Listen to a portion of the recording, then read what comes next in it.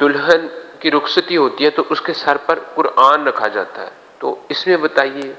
کیا یہ رکھنا جائز ہے یا ناجائز؟ قرآن کریم اگر برکت کے لیے تو ہم بھی رکھتے ہیں، مسجد میں بھی لوگ چومتے ہیں، سر پہ رکھتے ہیں، سینے سے لگاتے ہیں، تو برکت کے لیے دلہن کے سر پہ رکھنا اچھی چیز ہے قرآن کریم، کوئی حرج نہیں اس میں۔ بعض لوگ کیوں کہتے ہیں کہ جو قرآن کا یہ مقصد نہیں ہے، قرآن کا مقصد تو تھا کہ اس کو پڑھا جاتا، اسے سمجھا جاتا اور اس پر عمل کیا جاتا، تو یہ اس کے مقصد میں سے ہے۔ تو ایک تو یہ، دوسرا یہ کہ جیسے آپ نے فرمایا کہ ایک اچھا کام ہے، بھلائی والا کام ہے، اس میں کوئی خرابی نہیں ہے، لیکن اگر اسی کو کوئی یوں پیش نظر رکھ کر کہے کہ جی اس کے ساتھ جو ہے وہ بے پردہ عورتیں بھی قریب میں موجود ہوتی ہیں، یا وہاں پر کچھ دیر پہلے گانے چلے ہوتے ہیں، تو یہ سارے کام ہو رہے ہیں اور بس جو ہے نا وہ دلہن کو رخصت کر کے سائے کے اندر اپنے دل کو منا لیے کہ ٹھیک ہے ہم قرآن کے سائے کے اندر دلہن کو رخصت کر رہے ہیں، اس کے سر پہ قرآن پاک رکھ رہے ہیں، تو اس طرح کے جو گفتگو کرتے ہیں اور اس انداز میں پھر اس کام سے روکنے کی کوشش کرتے ہیں، تو اس حوالے سے کچھ رہنمائی آپ ارشاد فرما دیں۔ دیکھیں اس میں تو کوئی شک نہیں کہ قرآن کریم ہر طرح سے باعث سے برکت ہے، اس کو دیکھنا، اس کو چھونا یہ بھی برکت والا ہے، اور اس کو چومنا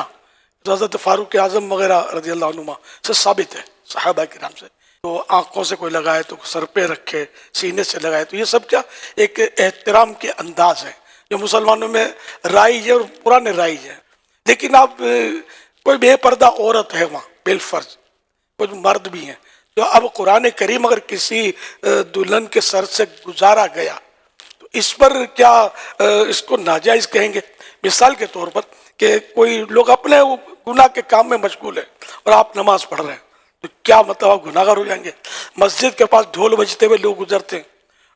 مسجد کی دکانیں کرائے کی ہوتی ہے، میوزک چل رہے ہوتے ہیں، تو اب کیا ایسی حالت میں مسجد میں نماز نہیں پڑھی جائے گی؟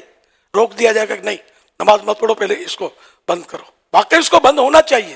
اور مستقل بند ہونا چاہیے، نہ کہ نماز کے لیے، نہ کہ قرآن کے احترام کے لیے، بند ہونا ہی چاہیے۔ لیکن اب ہر گھر میں میوزک چل رہا ہوتا ہے، گانے بج رہے ہوتے ہیں، قرآن کریم میں تشریف فرما ہوتا ہے، تو یہ تھوڑی کہا جائے کہ اب قرآن کریم یہاں مت رکھو، گھر میں قرآن شریف تو ہوتا ہے، تو گانے بھی بج رہے ہوتے ہیں، غلط ہو رہا ہوتا ہے، لیکن اس کا مطلب یہ تو نہیں ہوا نا کہ اب یہ قرآن کریم کیوں رکھا ہوا ہے، بلکہ یہ قرآن کریم جو تشریف فرما ہے اس کی برکت سے انشاءاللہ کبھی نہ کبھی اس گھر سے گناہ رخصت ہو جائیں گے۔